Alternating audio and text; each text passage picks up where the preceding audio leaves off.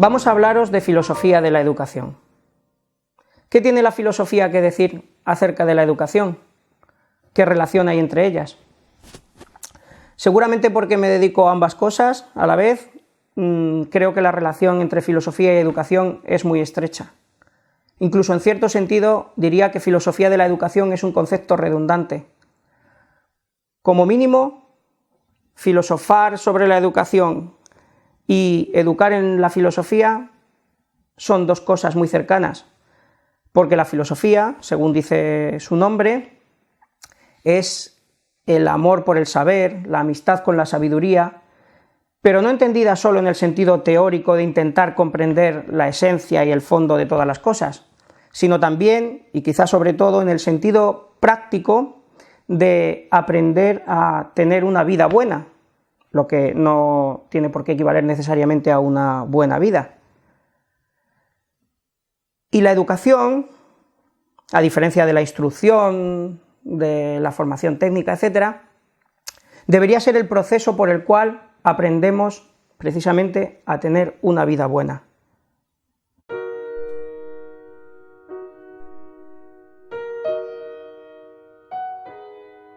Pues bien, ¿cómo es una vida buena, bella, digna o valiosa? Deberíamos preguntarnos esto para saber cómo deberíamos educarnos. ¿Puede algún pensamiento decirnos esto? Vamos a partir del supuesto, discutible como todos, de que, según decía Sócrates, no sabremos adecuadamente qué nos conviene hacer y padecer mientras no sepamos qué somos. Por eso, él creyó que lo mejor que podemos hacer es acatar el mandato de Apolo, inscrito en la entrada al templo de Delfos, que aconsejaba: «Conócete a ti mismo». Una vida sin examen, sin reflexión, dijo ante el jurado que le condenó a muerte por dialogar, no merece la pena ser vivida. Kant decía que todas las grandes preguntas que nos podemos hacer, ¿qué puedo saber?, ¿qué debo hacer?, ¿qué me cabe esperar?, se resumen en una sola: ¿qué es el hombre? Es decir, la antropología, en sentido pleno, sería la primera o última pregunta filosófica. De acuerdo con lo que creamos qué somos, contestaremos a cómo nos conviene vivir y aprender a vivir. Y todas las pedagogías, por lo tanto, encierran en su corazón una teoría del hombre, de qué somos y para qué estamos en este mundo. Os propongo que recorramos unas cuantas concepciones filosóficas del hombre, 4 en concreto, para ver qué se deduce de ellas acerca de nuestra cuestión, de la pedagogía, de la educación. Aunque tengo mis preferencias por unas más que por otras, como seguramente quedará claro, también pienso que de todas podemos sacar mucho de positivo, mucho más que de negativo, sobre todo si las interpretamos intentando encontrar en ellas en qué medida se complementan o armonizan. Creo que de todas ellas deberíamos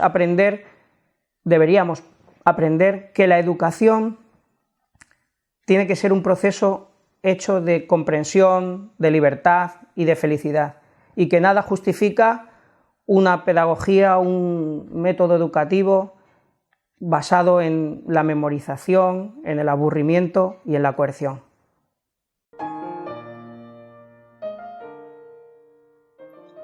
Para clasificar estas 4 visiones del hombre, utilizaremos con ciertas modificaciones el esquema antropológico que Platón expuso en algunos de sus diálogos y que, se comparta o no su pensamiento, sigue siendo utilizable.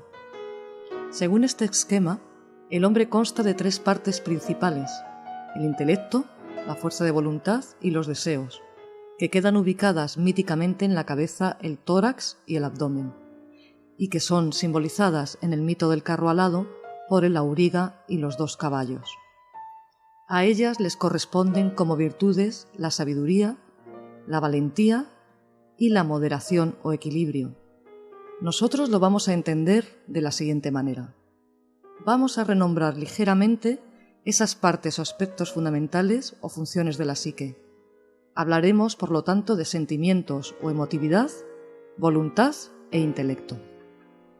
Vamos a insistir también en que no debe creerse que ninguna de ellas puede realmente funcionar separada de las otras.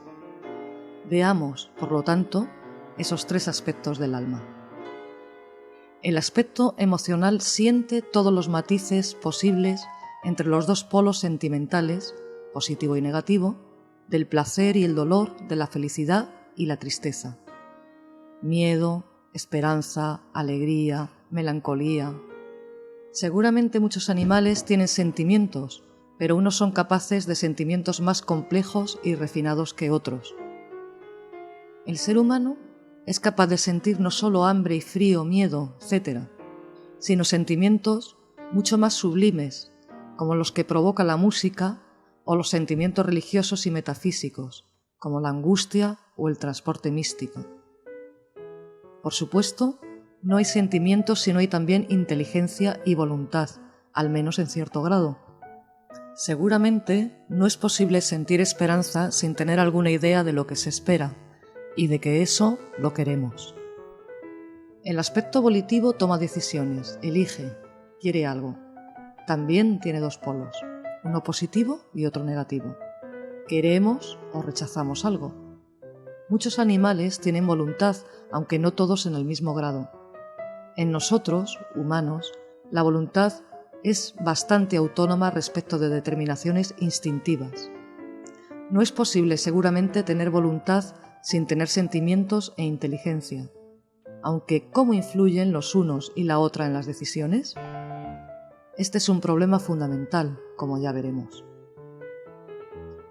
El aspecto intelectivo piensa, comprende, intuye, razona, duda. El hombre tiene una gran capacidad de intelección y raciocinio, como queda manifiesto en todas sus actividades culturales y vitales en general.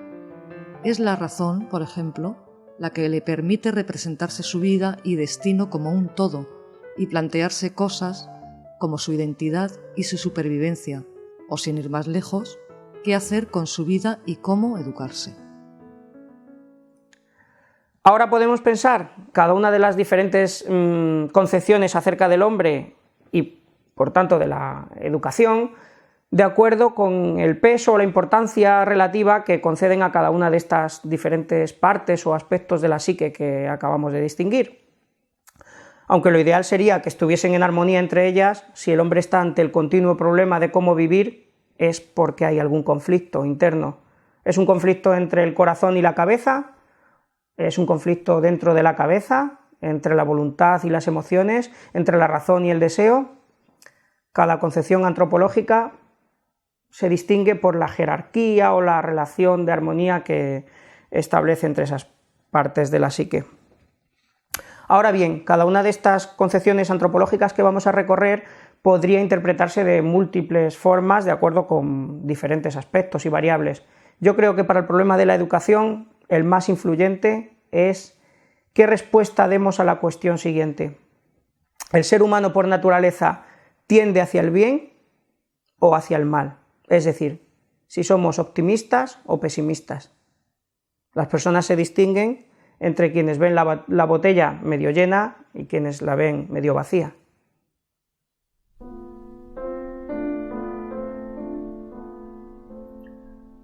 Vamos a intentar contestar a la pregunta de si tendemos a lo bueno o a lo malo por naturaleza. El pesimismo, buscando quizá una explicación al mal, cree que la persona tiende por naturaleza a lo malo, es decir, que es intrínsecamente pecaminosa, diríamos en un lenguaje teológico. Salvo por una providencial gracia divina o en su sustitución un rígido padre o profesor humano, el hombre no haría una a derechas. El optimismo o buenismo, fijándose más quizá en la existencia del bien, la belleza y el sentido del mundo, piensa en cambio que tendemos al bien por naturaleza, aunque por accidente nos equivocamos y hacemos el mal. Este factor influye en la educación mucho más que la ideología pedagógica que uno tenga, aunque también es cierto que ese factor hace mejor juego con unas ideologías que con otras. Un profesor pesimista o amargado difícilmente promoverá un ambiente amistoso y feliz como el que se requiere en la verdadera educación, y recurrirá habitualmente a la coerción y al miedo. No confiará en la naturaleza del educando y creerá que debe decirle cuándo, cuánto, qué y cómo tiene que comer, dormir, respirar. También tenderá a ver todo lo dinámico y vivo como una molestia, como desorden y ruido. Preferirá un alumno silencioso, acrítico y mecánico. Realmente hay una pulsión hacia lo inercial y lo muerto en el pesimismo. Nosotros adoptaremos una posición optimista a la hora de leer cada teoría filosófico-pedagógica, sin detenernos en justificarlo mucho. Tanto desde un punto de vista filosófico como desde el científico, hay buenas razones para rechazar el pesimismo. La primera de ellas es que científicamente puede decirse que, puesto que somos el fruto de una larga y muy selectiva historia evolutiva, es impensable que tendamos por naturaleza a hacer lo contrario de lo que nos conviene. Por otra parte, y como segundo punto, desde la filosofía, si uno adopta alguna posición como las de Sócrates, Platón o Aristóteles, y cree que las cosas tienden por naturaleza a realizar su fin propio, tiene que confiar en lo que cada ser hace. Así como las plantas y animales saben que les conviene y solo se equivocan por accidente, así el hombre, desde su primer instante en el útero, tiende a lo que le es beneficioso. Esta idea es la base de cualquier pedagogía respetuosa y alegre. Pasemos ya a ver las 4 concepciones pedagógicas, antropológicas y pedagógicas que pensábamos desarrollar. Curiosamente vamos a empezar por una que no encaja o no cabe en ese esquema que os hemos propuesto, sencillamente porque es aquella teoría que dice que no tenemos esencia ni estructura alguna, es decir, que no tenemos unas características propias que nos definan y que la educación debería fomentar, desarrollar y hacer crecer.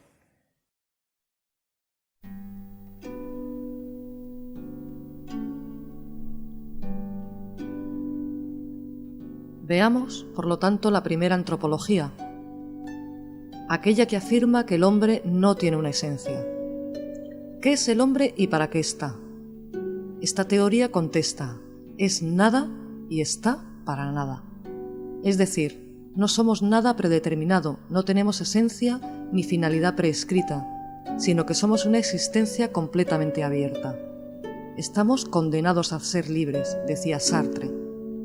Con un sujeto podríamos hacer cualquier cosa, y él mismo podría hacer cualquier cosa de sí mismo, si es que aquí tiene sentido hablar de un sí mismo. ¿Cómo, pues, deberíamos vivir? Esta pregunta no tiene respuesta, puesto que no hay un cómo vivir por naturaleza. En la versión más optimista de esta antropología nihilista, somos el resultado de nuestras decisiones espontáneas e instantáneas. En otras versiones más pesimistas, somos solo el fruto del entorno o de la sociedad que nos moldea desde la nada. En cualquier caso, como no hay una esencia humana salvo la no esencia, no hay tampoco una finalidad que nos corresponda por naturaleza. Bajo estas teorías subyacen muy diversas pedagogías. Por ejemplo, Nietzsche basa en ello una concepción muy elitista de la educación. La educación sería para los muy pocos que tienen la valentía de admitir que la existencia no tiene en sí misma valor, que nada hay bueno ni malo, más que lo que yo decida en cada momento, y que quieren hacerse cargo de su destino y no se dejan construir de acuerdo con ninguna idea. También puede verse desde una perspectiva budista. Según cierta interpretación de las enseñanzas de Buda, si reflexionamos, nos daremos cuenta de que tras todas las apariencias no hay nada, y nosotros mismos no somos nada. Todo es un juego ilusorio. La pedagogía, por lo tanto, tendría que mostrarnos esa nada. En eso consiste la meditación, en librarnos de todo sentimiento, de toda intención o de todo pensamiento. O quizás contemplarlos pasar sin identificarnos con ellos. Pero quizás la interpretación más fácil y natural hoy en día de esta concepción abierta del hombre sea lo que podríamos llamar una pedagogía radical o, en uno de los sentidos de la palabra y quizás mal utilizado, anarquista, según la cual toda educación es manipulación. El Estado, la familia, la Iglesia son instituciones intrínsecamente coercitivas y manipuladoras que intentan formar a un individuo a partir de la nada. Las instituciones pedagógicas, por bien intencionadas que quieran ser, son necesariamente perversas, pues intentan normativizar y someter a patrones o leyes lo que de por sí es completamente libre y caótico. Matan la espontaneidad.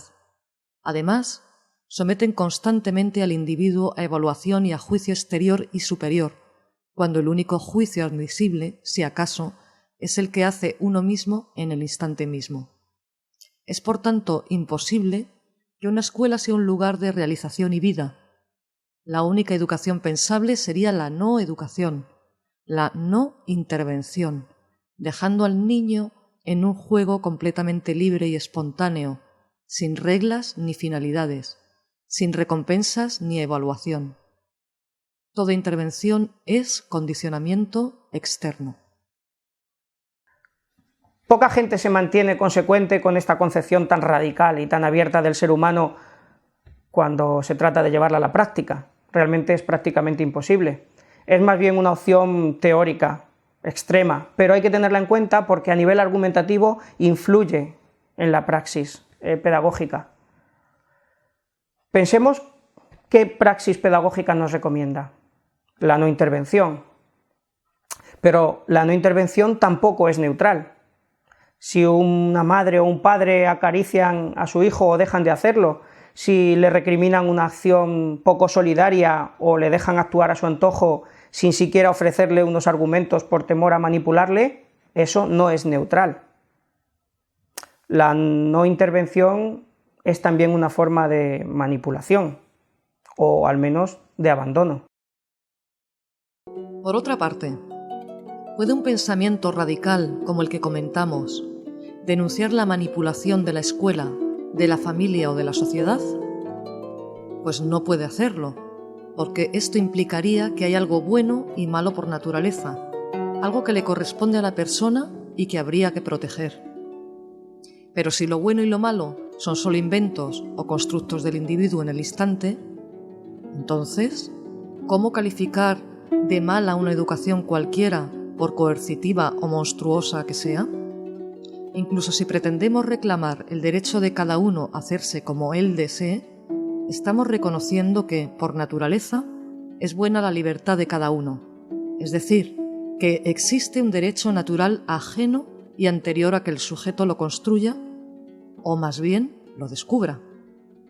Pero en este caso deberíamos educar para la libertad, impidiendo del mejor modo que algunos falten a la libertad de los demás. Por tanto, no parece aceptable que toda educación sea manipulación o que la mejor educación sea la que no existe. Sin embargo, también podemos sacar mucho de positivo de una visión como esta. Veamos los aspectos positivos de la pedagogía radical. Esta concepción radical nos recuerda que el protagonista primero y último de la educación es uno mismo, y que por lo tanto, una educación que el bebé, el niño, el joven o el adulto sientan como coercitiva es muy difícil que esté justificada. Aunque todos seamos de la misma especie y eso permita suponer que tenemos mucho en común, también debe tenerse en cuenta que cada uno es un mundo, en el que los demás tienen que entrar con respeto sin traer normas o estándares homogeneizadores que imponer. Si es verdad que tenemos una naturaleza que dejar aflorar, eso debe hacerse sin violentarla. Nunca debemos creer que sabemos mejor que la naturaleza misma qué es y en qué debe convertirse cada uno. Educarse debería ser un juego lo más libre posible, sin más fines que el propio juego en el propio instante. ¿No es esto lo mejor que puede reclamar esta visión del hombre? Pero quizá esto solo puede justificarse adecuadamente si creemos que el individuo tiene una naturaleza, a saber, una naturaleza libre capaz de sufrir y ser dañado, y que debe ser respetada. Vayamos ahora a la segunda concepción antropológica que os queríamos proponer. Esta sí, completamente inscribible en el esquema que os presentamos al principio. Si no creemos que el ser humano sea una mera nada, algo sin esencia, entonces, ¿qué es? Todo un grupo de teorías filosóficas responde a esto, que el corazón de la personalidad, por decirlo así, son los sentimientos o la capacidad de emocionarnos. Si perdiésemos la emotividad o careciésemos de ella, como de hecho ha ocurrido en casos clínicos muy señalados, perderíamos toda motivación para vivir, todo gusto por la vida.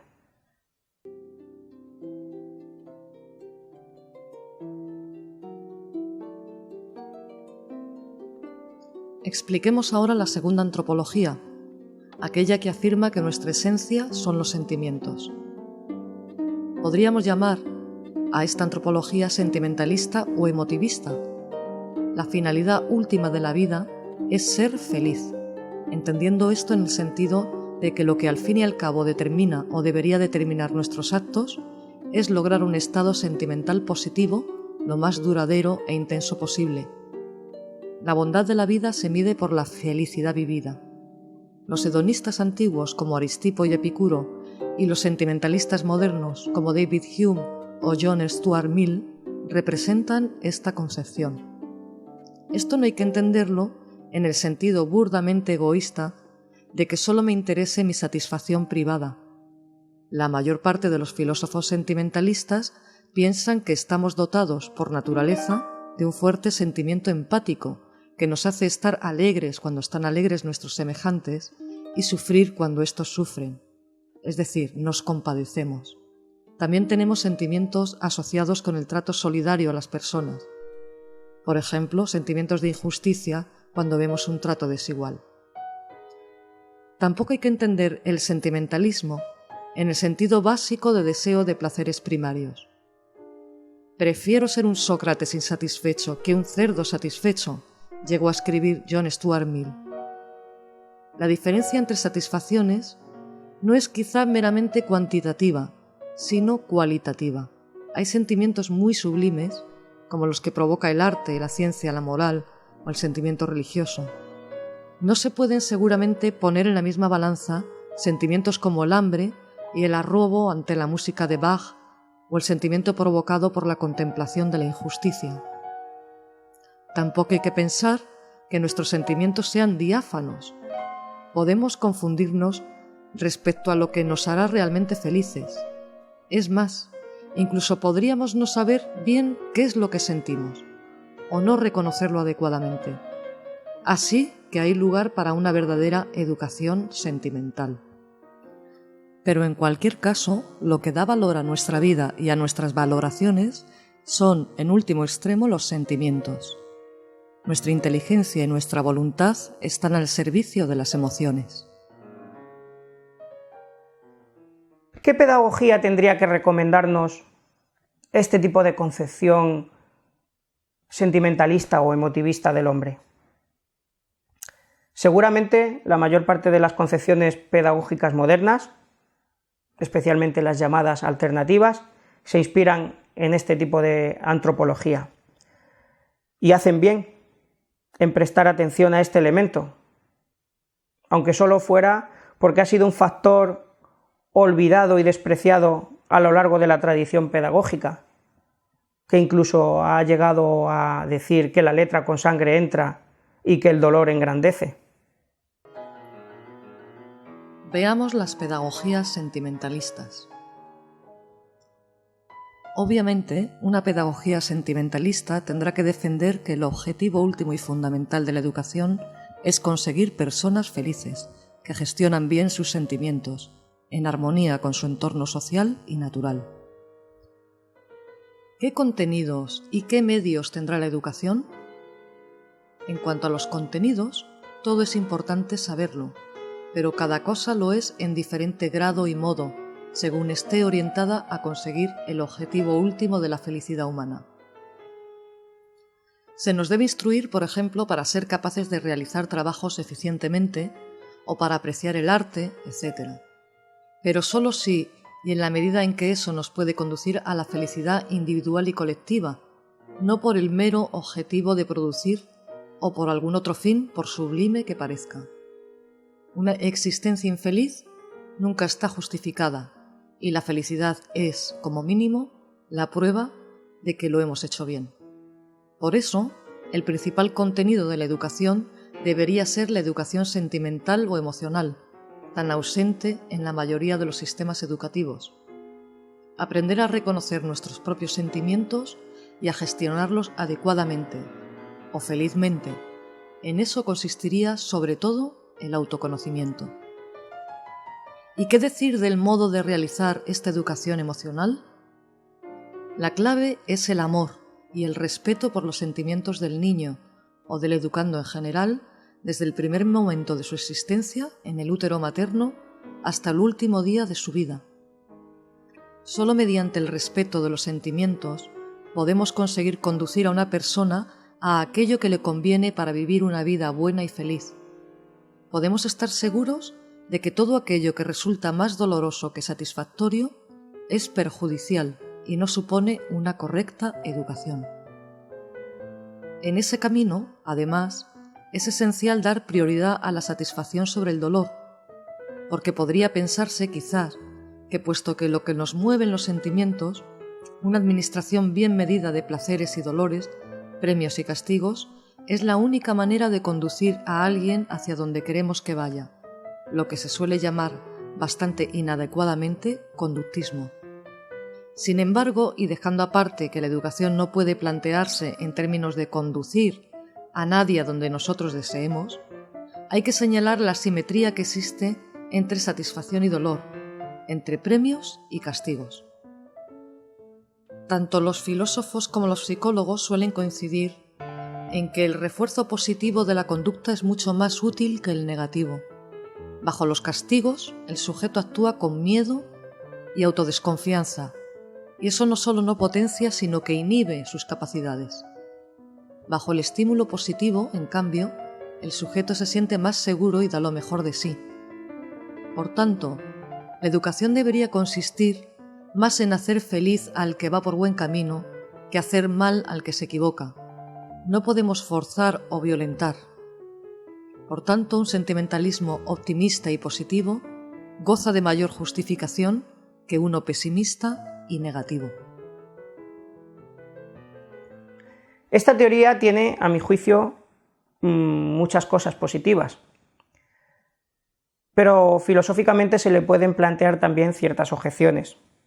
Dicho en pocas palabras, hacer depender toda la conducta y todos los valores, lo bueno y lo malo, lo justo y lo injusto, etc., del agrado o desagrado que nos puedan provocar, por sublimes que estos sean, ¿no es adiestramiento más bien que educación? Así lo creía, por ejemplo, Kant.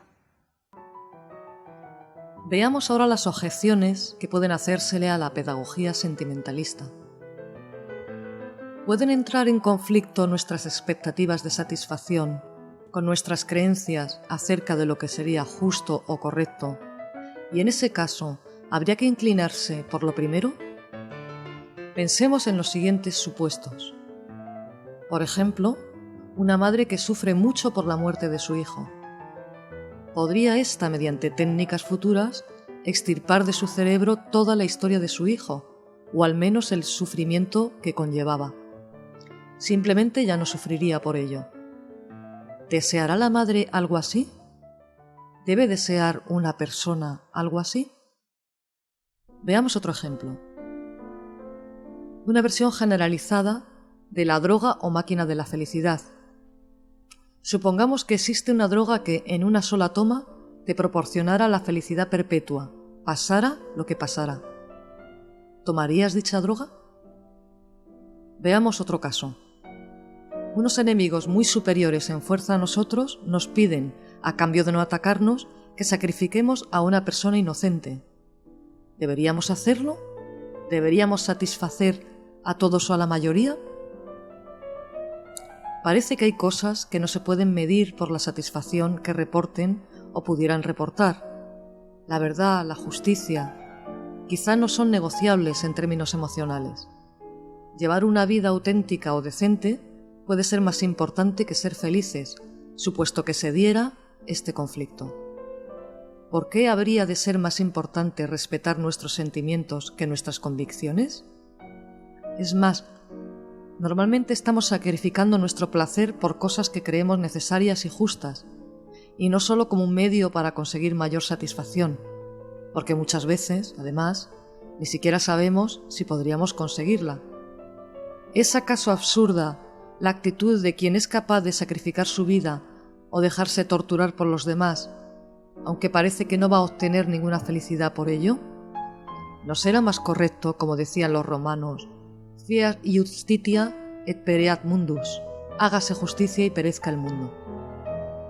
Ahora bien, el sentimentalista puede responder a esto diciendo que, en verdad, nunca nos produce satisfacción, sino al contrario, sacrificar la verdad o la justicia.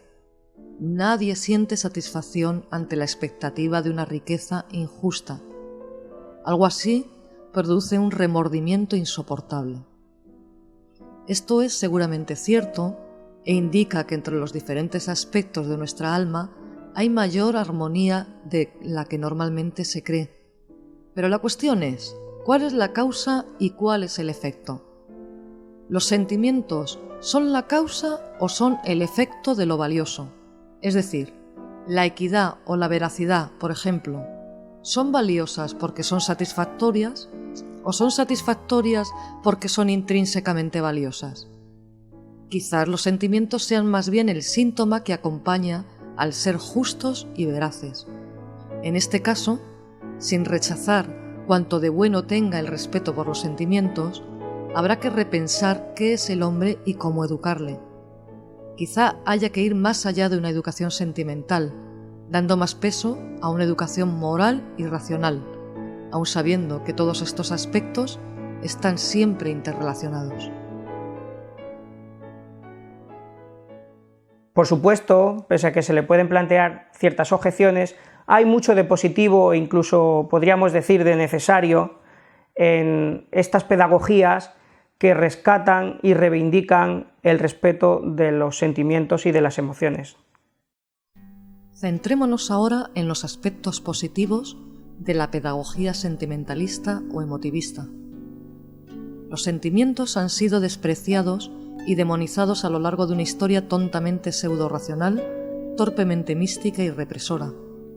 Los placeres fueron y son todavía vistos como algo intrínsecamente perverso por muchas concepciones religiosas, e incluso se ha elogiado y elogia el dolor como prueba de espiritualidad y rechazo de este mundo. Tras esta actitud late, a nuestro juicio, un pesimismo radical hacia la naturaleza humana que sigue haciendo mucho daño en todas nuestras instituciones, desde la cuna al trabajo, pasando por la familia y la escuela. Es muy difícil justificar una vida humana insatisfactoria por virtuosa que se la suponga. Los sentimientos, como síntomas que son de una vida anímicamente sana, deben ser tenidos muy en cuenta. Incluso muchas veces son quizá lo único con que contamos, como el médico ante los síntomas. Ninguna educación que se base en el dolor y el miedo, o que simplemente ignore los sentimientos, es verdadera educación. Que los niños se aburran en la escuela, e incluso que le tengan miedo o les produzca estrés, todo ello demuestra que hay un fracaso fundamental en nuestros sistemas de educación, tanto en la escuela como en la mayoría de las casas. Los sentimientos han sido las principales víctimas. Pasemos ahora a las concepciones del hombre que sitúan el núcleo de la personalidad en la voluntad. La capacidad más autónoma con la que contamos sería la de decidir nuestros actos. Por supuesto, esto no implica negar que los sentimientos y las razones tienen un fuerte peso en nuestras decisiones, pero sí que significa que al fin y al cabo, pese a todas las razones que nos pueda ofrecer nuestro entendimiento y pese a todas las motivaciones emocionales que tengamos, al fin y al cabo hacemos lo que queremos, lo que nuestra voluntad decide. Esto incluso puede dramatizarse en forma de un monarca, que es la voluntad, que escucha las razones de su consejero sabio y también las motivaciones del otro consejero, las emociones, y al final decide autónomamente lo que él quiere. Por ejemplo, para dejar de fumar no nos bastan ni todas las razones del mundo, ni siquiera todas las expectativas de sufrimiento que se nos puedan ofrecer, pero basta y sobra con que la voluntad haya tomado la firme decisión de hacerlo.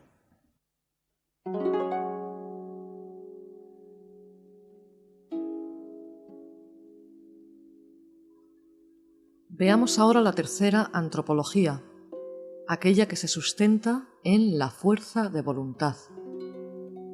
Decía Kant que no hay nada bueno más que una buena voluntad. Schopenhauer veía todo como voluntad y su representación, que es el mundo. También Nietzsche decía que la esencia del mundo es voluntad de poder. Los teólogos del final de la Edad Media discutieron si la voluntad tenía la prioridad sobre el entendimiento o no. Aunque Tomás de Aquino se inclinó por la superioridad del intelecto, los teólogos y filósofos que desencadenaron el pensamiento de la Edad Moderna otorgaron la victoria a la voluntad. Dios mismo, según ellos, es más bien voluntad que razón. Sus designios son inescrutables. Se podría decir que la edad moderna es una edad voluntarista, en que muchas veces el individuo no cree tener que dar razón de sus deseos y de su elección vital. Pero, ¿qué es lo correcto? Kant rechaza enérgicamente que lo correcto tenga que ver con la felicidad. La felicidad, dice él, no pertenece a la ética, sino a la psicología. Es decir, la felicidad no nos dice qué debemos hacer. Lo correcto no consiste en conseguir la felicidad de uno, ni del mayor número, o incluso de todos.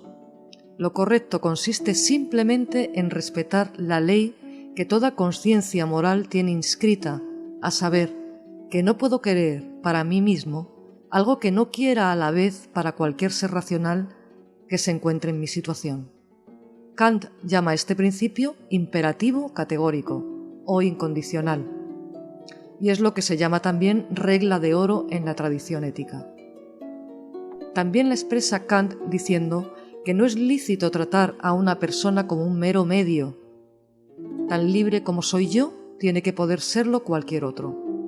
Por tanto, ninguna expectativa de satisfacción, sea privada o colectiva o incluso universal, puede justificar la más mínima injusticia. Una humanidad que superviviese gracias a una injusticia no merecería su supervivencia. Y lo mismo puede decirse de cada individuo. No merece vivir quien vive sobre injusticias. No tiene una vida digna. ¿Acaso Kant desprecia los sentimientos y la búsqueda de la felicidad? No es eso. La felicidad es un objetivo perfectamente legítimo siempre y cuando no entre en conflicto con el respeto de la ley moral. No debemos aspirar a ser felices, sino solo a merecerlo, dice. De hecho, Kant piensa que una completa recompensa a nuestros buenos actos, a nuestro respeto de la ley moral, solamente puede esperarse para otra vida, de la cual, por otra parte, no podemos ni podremos tener nunca una certeza teórica. Y esto, dice Kant, es bueno, porque nos evita el móvil del premio o el castigo.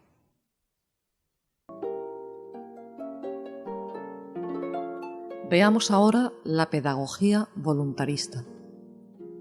¿Cómo deberíamos educar a un hombre según esta pedagogía? Por supuesto, lo más importante en la educación no es ahora la educación emocional, sino la de la conciencia moral. No hay que fomentar que se hagan las cosas por empatía, miedo o cualquier otro sentimiento, sino por el deber mismo. Por eso, Kant sostiene que no se puede educar mediante premios y castigos. Educar con premios y castigos es adiestrar a un ser servil. Al contrario, a veces hay que enseñar a sobreponerse a los sentimientos, por muy compasivos que sean, si no responden a lo justo. Es cierto que tenemos sentimientos morales, tales como el sentimiento de respeto hacia lo justo o el de arrepentimiento por nuestra mala conducta. hay que cultivar y alabar esos sentimientos, pero no puede creerse que esos sentimientos sean el origen de la moralidad, ni educarse en el discurso de que tenemos que ser justos para satisfacer esos sentimientos.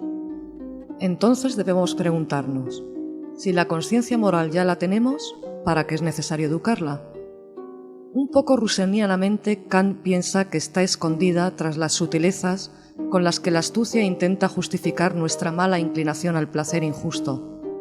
Educar moralmente sería limpiar nuestra conciencia moral de los adornos de la civilización.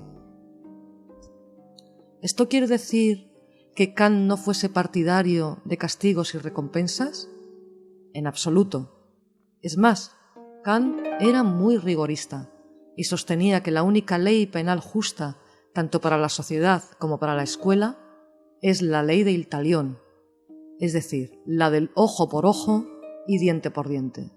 ¿Por qué? Porque, según dice él, el daño que hacemos tenemos que hacérnoslo a nosotros mismos. El castigo no tiene como finalidad, pues, enseñarte por medio del miedo a no hacerlo otra vez, ni siquiera a disuadir a otros con el escarmiento en cabeza ajena, sino que tiene como objeto devolverte lo que has hecho. Kant piensa que una persona moralmente íntegra desea el castigo merecido y estará, por ejemplo, completamente satisfecha con que si ha matado a alguien se le condene a muerte y se le ajusticie. Obviamente, a una perspectiva como la de Kant se le pueden hacer objeciones desde diversos puntos de vista. Por ejemplo, un emotivista insistiría en que la voluntad es siempre esclava de las pasiones, como decía Hume. Pero Kant podría contestar, como ya vimos, que el orden de causa-efecto es inverso al que imagina el emotivista.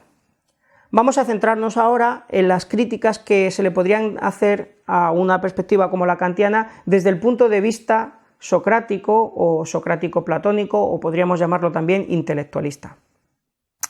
Para un intelectualista moral, lo que hay de incomprensible, incluso de inaceptable en el voluntarismo, es que uno pueda elegir lo malo sabiendo de antemano qué es lo bueno. Examinemos ahora las objeciones a la antropología y la pedagogía voluntarista. Según Kant y toda la tradición ortodoxa, y también para el sentido común, en verdad, uno puede elegir el mal completamente a sabiendas. Cuando elige lo injusto, el sujeto sabe perfectamente que debería querer lo contrario. Esto es lo que hace que tengan sentido los conceptos de mérito y culpa. Somos culpables porque, sabiendo qué es bueno y qué es malo, escogemos lo malo. En todos los juicios que hacemos acerca de las personas, damos por supuesto que eligieron lo peor a sabiendas. ¿Pero por qué elige uno lo que sabe que es malo? Cabe la tentación de contestar que lo elige porque así sale el beneficiado, porque sea bueno para él, útil, le traiga algún provecho. Pero ¿cómo puede beneficiar, es decir, hacer bien, lo que en sí es malo? Si me hace realmente bien a mí, ¿por qué debería considerar que es malo y tener por buena otra cosa? Y si es que en verdad me estoy perjudicando al elegir lo injusto, ya sea porque me estoy condenando para siempre o porque estoy degradando lo que es más valioso en mí, entonces lo que me ocurre es que padezco ignorancia, una ignorancia en lo fundamental, y nadie elige voluntariamente su ignorancia. Por otra parte, parece completamente irracional que sepamos lo que es bueno y elijamos lo malo. ¿Es en eso en lo que consiste la libertad? Pero ¿no será libre más bien quien conoce lo verdaderamente bueno y tiene la fuerza suficiente como para conseguirlo? Quizá haya pues que buscar otra explicación al mal. Quizás, en vez de culpa, sea ignorancia. Sin embargo, el voluntarismo de tipo kantiano, sobre todo interpretado desde una perspectiva optimista, tiene grandes virtudes. En especial, nos recuerda nuestra naturaleza moral, nuestro sentido de la justicia y dignidad inalienables. La persona no es negociable. La educación no puede consistir en un amaestramiento o adiestramiento emocional. Esto es quizá lo más importante que nos recuerda Kant. No cualquier satisfacción es adecuada, sino solo aquellas que se apoyan en nuestro sentido de la libertad y la justicia.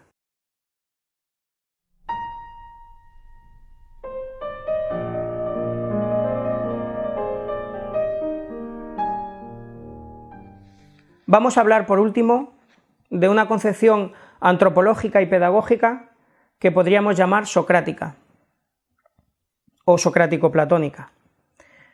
Es una concepción del hombre que coloca el núcleo de la personalidad en la razón, pero la razón no entendida en el sentido limitado en que lo entienden, por ejemplo, las ciencias, como una razón meramente instrumental o calculadora, sino en el sentido pleno de la capacidad de intuir o de ver la esencia y el valor de las cosas. Es la razón como comprensión o gnosis. Todas las culturas cuentan con una corriente gnóstica, para la cual conceptos como pecado y culpa carecen de sentido y son sustituidos por los de error e ignorancia. Nuevamente, esto no quiere decir que se ignore el resto de capacidades, de facultades, de partes o de aspectos de la psique, pero sí que se las subordina a la capacidad de comprensión. Podríamos decir que queremos aquello que sabemos o creemos que es bueno y disfrutamos a su vez con aquello que queremos. Lo que comprendo, lo quiero. Lo que quiero me hace feliz. Verdad, bien y belleza están pues esencialmente conectados y en ese orden. Son esencialmente lo mismo. Los diferentes aspectos intelectivo, volitivo y emotivo de lo mismo. Esta filosofía fue desarrollada sobre todo por Sócrates y Platón. Sócrates vivió y murió bajo la democracia ateniense. No escribió nada, ni apenas salió de Atenas. Tuvo siempre fama de honesto, incorruptible, sencillo, austero, irónico y conversador. Su dedicación preferida era dialogar con sus paisanos en la plaza y las calles de Atenas.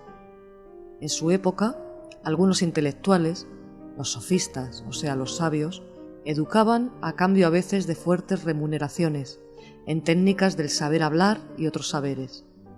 Sócrates, con gran ironía, decía que a diferencia de ellos, él no sabía nada firme, ni por tanto podría enseñar a los demás.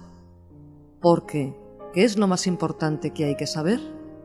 Según Sócrates, ¿qué somos y qué nos corresponde? O sea, ¿qué es el hombre? ¿Qué es lo bueno? ¿Qué es la virtud? ¿Cómo vivir una vida buena y decente? Por eso es preciso saber primero qué somos. Conócete a ti mismo. ¿Y qué resulta de esta investigación? Sócrates no fue muy preciso al respecto, aunque ante el jurado que le condenó a muerte, insistió en que él solo se dedicaba a buscar razones, y al parecer decía ser experto solo en amor. Fue un brillantísimo discípulo suyo, Platón, quien trasladó una visión del hombre que, interpretada a nuestra manera, podíamos describir así. El hombre es un ser espiritual capaz de comprender, en cierto modo, las ideas eternas que son la esencia de las cosas, la realidad auténtica. La naturaleza material o corpórea del hombre no es más que una imagen de su esencia, inaccesible a los ojos de la carne. Pero el hombre, en su caída, ignora su propia naturaleza y se identifica con un trozo de carne mortal, desatendiendo lo más importante que hay en él, la verdad y la justicia. El cochero del carro, que es la inteligencia, debe conducir a los dos caballos, el de la voluntad y el de los deseos. Pero el hombre, por ignorancia, se identifica con su peor parte, las pulsiones racionales y egoístas, y deja de gobernarse a sí mismo. ¿Qué teoría de la educación o qué pedagogía se sigue de esta visión antropológica que estamos llamando socrática o socrático-platónica? Para una visión así, la educación es el aspecto más esencial de la vida. Incluso podría decirse que se identifica con la vida misma, porque la educación es ese proceso por el cual salimos o intentamos salir de la caverna de la ignorancia, nos damos cuenta de que una vida sin reflexión es una vida ilusoria y buscamos activamente comprender en la medida de lo posible nuestra naturaleza esencial y la del resto de las cosas. En ese camino uno quizás llega a ser quien es, según la feliz expresión del poeta Píndaro. La labor del educador consiste en ayudar a cada persona, desde niño, a que descubra ese conocimiento esencial que posee en sí mismo de manera innata. No se trata de introducir en su mente vacía y por la fuerza cosas ajenas que no estaban, sino más bien de limpiar de escorias una mente inconsciente de su propia sabiduría. Esto implica la necesidad de un diálogo amistoso o amoroso en el que el educando, que es el principal protagonista, tiene que estar comprendiendo la cuestión y su importancia vital, y asintiendo cuando entiende o preguntando cuando duda. Solo bajo un estado de amor por el saber, esto es filosofía, puede haber verdadera educación. Y esto es así aunque sea un diálogo con uno mismo, en el caso en que maestro y discípulo se identifican, porque, como decía Platón, pensar es dialogar con uno mismo. Ninguna educación mecánica, memorística, repetitiva puede enseñar nada. La educación debe, pues, apelar sobre todo a la capacidad racional. El maestro mostrará mediante preguntas las insuficiencias de las creencias del discípulo o de uno mismo, y eso purificará o liberará a éste de su ignorancia. A partir de ahí podrá buscar el conocimiento auténtico mediante la dialéctica, es decir, el razonamiento acerca de las diversas opciones de respuesta. No puede, en ningún momento del proceso educativo, culpabilizarse a nadie de su ignorancia, ni por tanto de su maldad, como tampoco alabarle por su sabiduría. Hay que comprender que cada uno actúa según su mejor parecer, y que si quieres cambiar sus actos, tienes que cambiar racionalmente sus convicciones. Si el alumno o discípulo no disfruta ni aprende con tus enseñanzas, es porque no las entiende, y eso implica que no se las has presentado adecuadamente a su situación espiritual. Tampoco puede ponerse el centro de la educación en los sentimientos, intentando comprar emocionalmente a la inteligencia, aunque hay que pensar que los sentimientos estarán en armonía con la razón. Esto se expresa en la tesis socrático-platónica optimista de que solo el justo es feliz. Es preferible sufrir daños a infligirlos, porque cuando te dañan, tu dignidad queda intacta, pero cuando dañas, es la mejor parte de ti la que sufre. Obviamente también a la antropología y a la pedagogía socrática o socrático-platónica se le pueden hacer y se le han hecho numerosas objeciones, principalmente al poner el acento fundamentalmente en la capacidad racional, parece desestimar o subestimar las otras facultades o los otros aspectos psíquicos, en especial la voluntad y las emociones. Si solo hacemos lo que creemos correcto, entonces parece que no somos libres ni responsables de nuestros actos. Y para el sentido común, las personas no actuamos así, sino que nos consideramos responsables y culpables por hacer el mal a sabiendas. En realidad, esta teoría choca en todos sus puntos con el sentido común. El socrático contestará que precisamente una de las principales ignorancias del sentido común consiste en creer que hacemos el mal adrede. Lo que ocurre es que nos equivocamos. El arrepentimiento solo se da cuando uno comprende que no debió hacer eso, sino que metió la pata.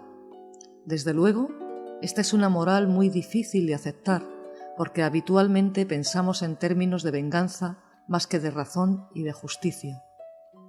También se puede objetar al intelectualismo moral que depende de una teoría metafísica muy discutible y modernamente muy poco aceptada, la de que existe una esencia inmaterial de las cosas y que nosotros podemos captarla.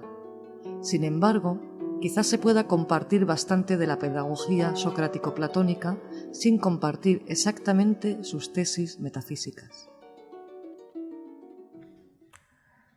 Pese a que pueden hacérsele todas estas objeciones, yo creo que esta concepción antropológica y pedagógica que estamos llamando socrática tiene grandes virtudes.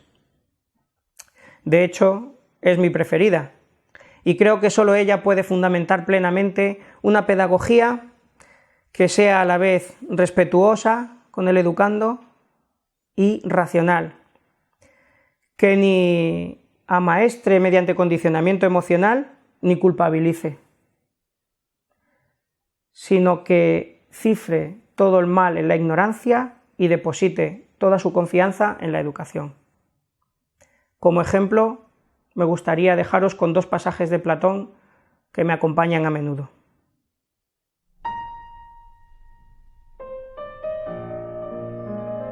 No des a la enseñanza una forma que les obligue a aprender por la fuerza. ¿Por qué? Porque no hay ninguna disciplina que deba aprender el hombre libre por medio de la esclavitud. El alma no conserva ningún conocimiento que haya entrado en ella por la fuerza. Cierto. No emplees, pues, la fuerza, mi buen amigo, para instruir a los niños. Que se eduquen jugando, y así podrás también conocer mejor para qué está dotado cada uno de ellos.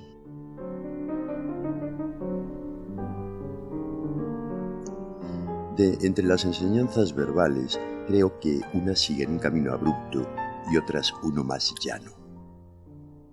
Está por un lado el método antiguo, el que más usaban nuestros padres con sus hijos cuando se extraviaban y todavía usan muchos hoy, y que por una parte trata con dureza, aunque por otra instruye con cariño. A este método lo más correcto sería llamarlo el de la reprimenda. Así es. En cuanto al otro camino, hay algunos que, razonando consigo mismos, llegaron a la conclusión de que toda ignorancia es involuntaria y nada querrá aprender sobre cualquier asunto quien crea que ya es sabio en eso.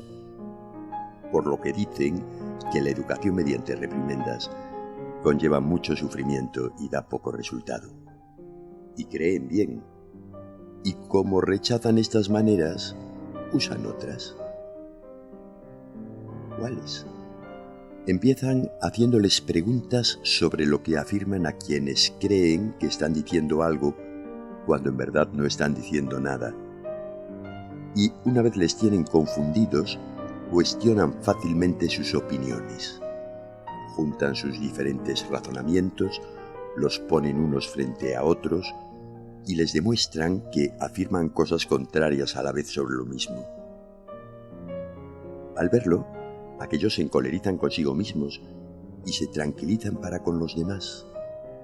Y con este método se liberan de la grande y firme opinión que tienen de sí mismos. Y esta liberación resulta muy placentera para los que escuchan y muy conveniente para el que la padece. Hemos visitado 4 concepciones filosóficas acerca de qué somos y cómo nos conviene, por tanto, educarnos. De las 4 podemos extraer enseñanzas muy útiles, sobre todo si intentamos armonizarlas, aunque los matices de cada una son muy importantes. Queremos una educación que ayude al hombre a tener una vida auténtica, buena y feliz. Y eso solo puede hacerse mediante una educación que trate al educando como una persona, es decir, que se base en el respeto y no en una relación coercitiva o en una disciplina no deseada. No puede educarse para la comprensión mediante la memorización mecánica. No puede educarse para la libertad mediante la esclavitud o la dominación. No puede educarse para la felicidad mediante el miedo, el aburrimiento y el dolor. Espero que estas reflexiones filosóficas puedan ayudar a pensar y a construir una pedagogía como la que ya Platón en su época llamaba nueva y que tiene que estar continuamente renovándose. Una pedagogía que cambie radicalmente la educación vieja y triste que padecemos. una pedagogía, en una palabra, blanca. Para eso, nosotros mismos tenemos que transformarnos también en lo mejor de lo que somos.